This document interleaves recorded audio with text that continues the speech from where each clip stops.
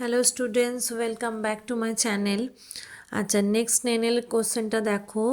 Explain the meaning of the line his is such, তারপরে হি strings দিয়ে displeasure অবধি যে লাইনটা সেটাকে এক্সপ্লেন করতে বলেছে। তো কী আছে?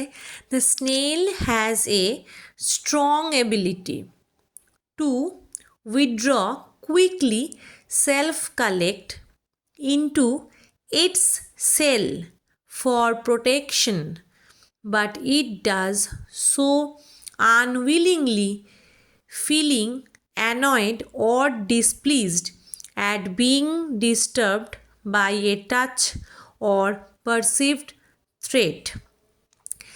আচ্ছা, এটার মানেটা হলো, এটা আমরা সবাই জানি উইলিয়াম কাউপারের যে স্নেল, ওইখান থেকেই নেওয়া লাইনটা।